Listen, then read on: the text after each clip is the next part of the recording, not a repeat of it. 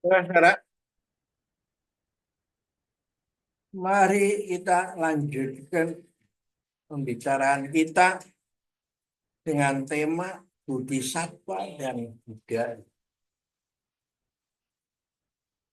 Ini dua kata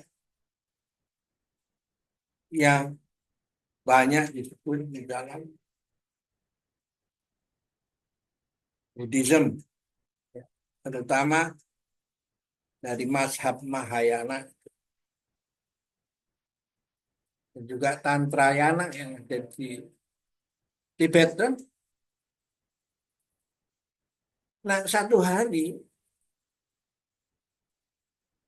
Buddha ditanya, Guru, apa bedanya Bodhisattva dan siapa sebenarnya Bodhisattva?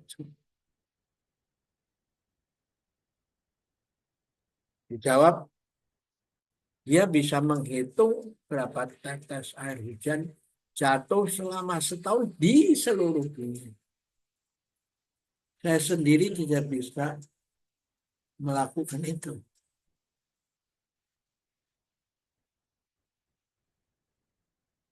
Kok bisa begitu?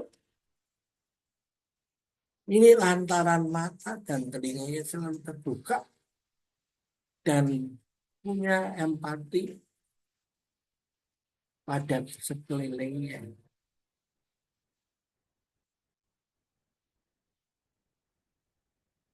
Mata punya keterbatasan dalam jarak pandang, gitu. Tapi telinga lebih luas, bisa dilatih supaya menjadi semakin peka, tak terbatas. Ya kan? Nah, telinga inilah yang menyebabkan tangannya lalu menjadi banyak itu kan. Ketika dia mendengar keluhan dunia, maka timbul keinginan untuk memberikan bantuan. Bahkan tidak hanya terbatas pada dunia, tapi penghuni neraka pun dia bisa mendengarkan. Karena itu, ketika saatnya di satwa itu akan memasuki nirwana, di mana kalau satu kakinya sudah ada di nirwana, satu kakinya masih di bumi, tapi karena kepekaan telinganya dia mendengarkan suara itu, lalu dia menarik kembali eh, kaki yang sudah masuk nirwana itu untuk kembali ke dunia dan menyelamatkan makhluk yang menderita dan bahkan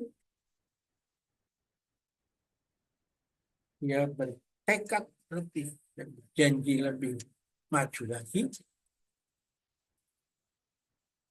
untuk masuk ke neraka lalu mengurasnya sampai bersih, baru dia sebagai orang terakhir mau masuk nirwana. Nah, karena itu Buddha sendiri yang sudah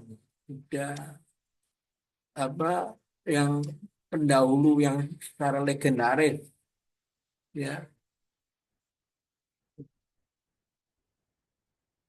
mendapat julukan, telah mendapatkan pencerahan itu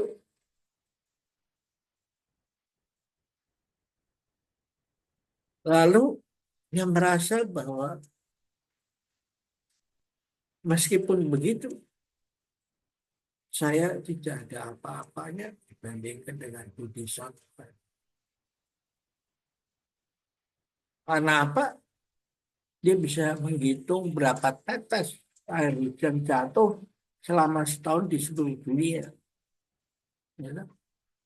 Nah, kalau 1 tahun dia bisa, 2 tahun kan bisa, atau 3 tahun bisa. Nah, itulah cara pandang ini menginspirasi patung Buddha dengan 1.000 tangan itu.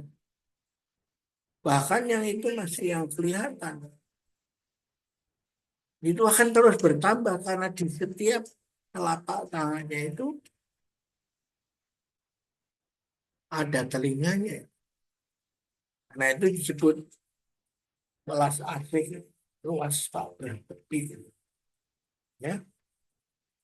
Nah, menurut saya ini bisa menjadi inspirasi yang mempertemukan apa orang-orang di seluruh dunia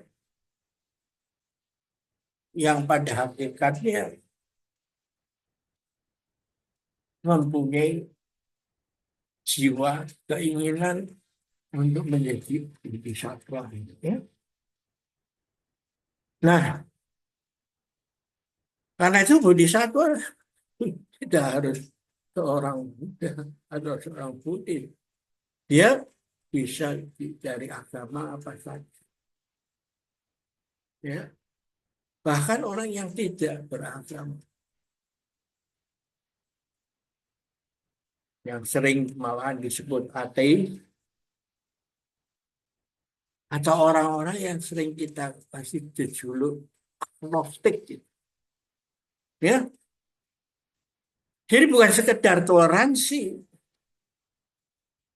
tapi inilah yang sering disebut spiritualitas generik gitu. Ada di dalam semua manusia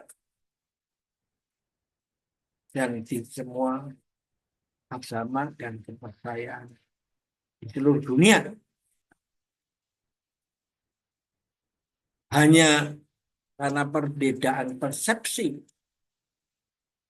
karena pikiran kita sendiri yang berkabut, maka kurang disadari. Karena apa? Karena kalau mata kita kelilipan, maka jalan tol pun akan nampak sempit. Apalagi pikiran kita yang kelilipan. Di jiwa keinginan untuk menjadi bodhisattva itu ada di dalam semua orang. Yang diperlukan hanyalah pencerahan. Oke, kita akhiri di sini dulu perjumpaan kita. Sampai jumpa lagi.